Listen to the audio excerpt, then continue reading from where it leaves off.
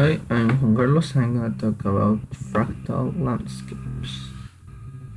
So starting, fractal landscapes are ciphers generated using random recursive algorithms in order to break down an object and make fractional behavior emulates the appearance of a natural terrain.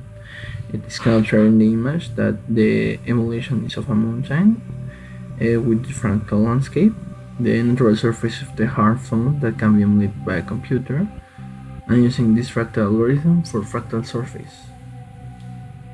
Like I said, the mountains in this case. So it'll start by fragmenting a figure, and we'll say this time is a square into 4 different squares, and the center of the point is vertical offset by some random amount. These 4 squares are divided into 4 squares per square and vertical offset again. This procedure is repeated n times. So at the first we only have a surface in the 2D dimension. Will be in this case a square. As we can see in the first image, the square right now is a little distributed in different vertical heights. Well, this is the start of fractal landscapes. After a few algorithms repetitions, it can be in the second image that have more difference between the height of the points in the square. So there are many fractional procedures, but the most used in order to randomize the simplex noise. The simplex noise is the derivative of the parallel noise, the random generators, but with fewer directional artifacts, higher dimensions, and lower computational overheads. It also has lower computational cost than parallel noise, so we can use it more easy in the programs completely for these fractal landscapes. As we can see in the image, it's like 3 parts. The first part is aligned completely, and the second line starts to break this line into 4 different lines with different height, with different amounts, so they are connected. In the third one, we have again this join of different lines. This time there are 7 lines because they are all the time breaking, so they can have different heights of each one of the parts. There are other methods. The other method I will talk about is the midpoint displacement method. It's relatively straightforward.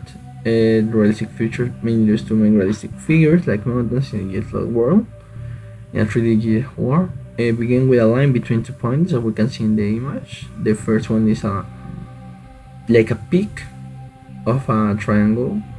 The midpoint of this line is then displaced by some random amount in a vertical direction. The midpoints of these 2 new lines are then displaced by a random amount in the vertical direction. Like we can see, the second part after the peak, the lines that form this peak will have now in the midpoint of them a new type of height, so they can make these fractional landscapes. They will repeat until you have reached the desired level of detail. As we can see in the image, it will be transforming. First going down from the peak, breaking the points, and then going again from the top of the right side to the bottom of the right side to observe that at the final we have the fractional landscape that can be simulated as a mountain or another type of natural place environment. The benefits of this is both the midpoint displacement and diamond square algorithm grew in linear times compared to the Fourier transformation which runs in log time. This will help to be faster because it's only a break of the midpoints of each one of the parts that we have.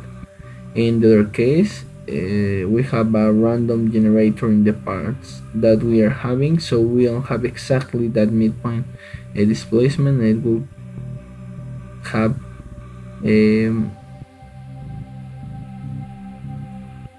will have more time when they're running. So this one is like one of the best methods to create this fractional landscape that can be used in different environments, like video games or like in, I don't know, expositions exactly of a place.